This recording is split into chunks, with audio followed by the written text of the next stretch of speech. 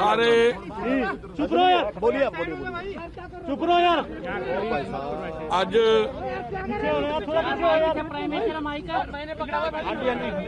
आज भारतीय जनता पार्टी का एक प्रतिनिधि मंडल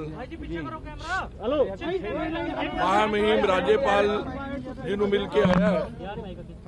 कल प्रधानमंत्री नरेंद्र भाई मोदी जी की पंजाब फेरी के दौरान जिस प्रकार सुरक्षा दे नाल खिलवाड़ होया है उहदे प्रति पार्टी ने अपनी चिंता जिहड़ी वो प्रगट की है और कुछ प्रश्न भी खड़े किए ने।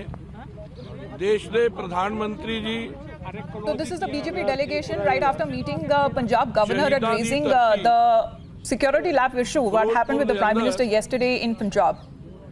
भगत सिंह राजगुरु सुखदेव जी की समाधि स्थल के उत्ते श्रद्धा सुमन भेंट करन जाना सी और उस तो बाद The Prime Minister had to go and pay his tributes to the martyrs at the memorial. PGI satellite centre का शिलान्यास करना सी और अनेक परियोजना जड़ियां उन्हां दी शुरुआत उन्होंने करनी सी। There were several development projects and schemes that the Prime Minister had to inaugurate. Rally का हिस्सा पीएम ने बनना सी लेकिन मौसम की खराबी तो And then he had to participate in the rally addressing the BJP workers and the people of the state. Secretary ने डीजीपी ने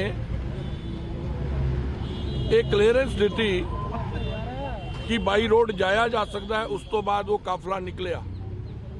वैसे भी जो पीएम आंदे ने There was clearance given by the Chief Secretary and the Police DGP. एक दिन पहला भी उत्थे जरूर एक्सरसाइज की गई होएगी कि अगर मौसम खराब होए तो बाई रोड किधरों जाना है।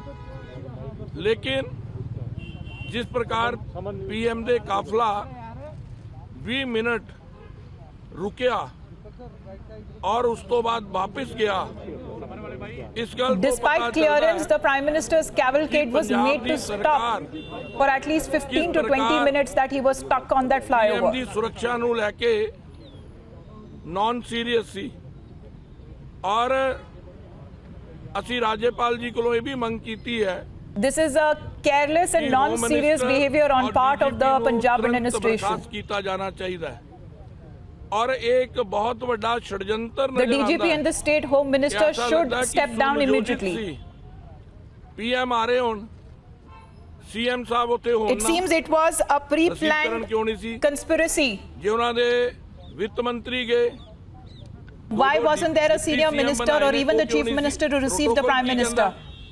फिर अगर Why wasn't there a deputy chief minister to receive the Prime Minister? PM दे काफले दे नाल चीफ सेक्रेटरी क्यों नहीं सी, डीजीपी क्यों नहीं सी?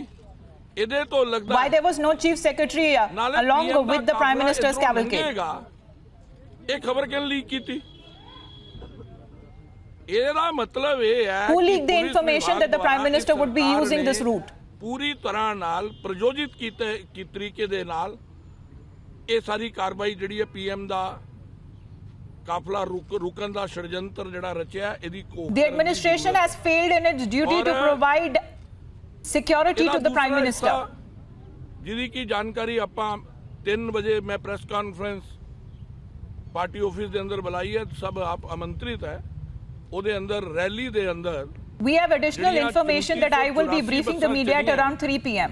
किस जगह ਦੇ ਉੱਤੇ किस प्रकार ਦਾ व्यवहार ਹੋਇਆ ਉਹਦੀ पूरी वीडियोग्राफी ਤੁਹਾਨੂੰ दिखाई जाएगी। जिला शाह और चन्नी ਜਿਹੜਾ ਇਹ बोल ਰਿਹਾ है बुखलाट कांग्रेस ਦੇ ਅੰਦਰ ਸੀ रैली ਨੂੰ ਲੈ ਕੇ, इस करके सुरक्षा नहीं दी गई। और It is clear that the Congress did not want the Prime Minister in the state of Punjab. ਤੁਸੀਂ ਮੇਰੇ ਵੱਲੋਂ ਆਮੰਤਰਿਤ ਹੋ, ਪਾਰਟੀ ਵੱਲੋਂ ਮੈਸੇਜ ਵੀ ਆਏਗਾ ਪਾਰਟੀ ਆਫਿਸ ਦਾ। ਤੁਹਾਡਾ ਕੋਈ ਸਵਾਲ ਹੈ ਇਹ ਦੱਸੋ।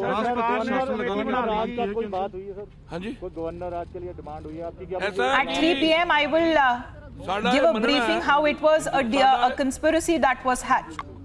हमारा ये मानना है ये सरकार पंजाब की जनता ऑलरेडी बर्खास्त कर चुकी है और बचे हुए 3, 4, 5 दिन इस सरकार के हैं। उसके बाद हो सकता है चुनावी प्रक्रिया शुरू हो जाए।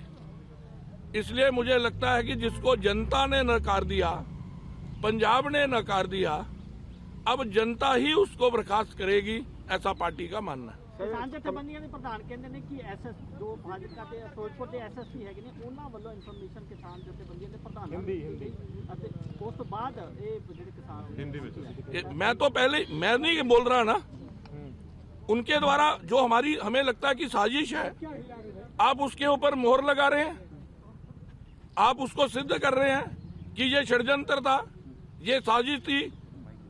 आप बताओ, लाखों की तादाद के अंदर लोग सड़कों पर हो, रैली की ओर जा रहे हो, पीएम का काफिला जा रहा हो, उसके साथ ईश्वर करे भगवान ने सब अच्छा रखा, अगर कोई छिटपुट घटना हो जाती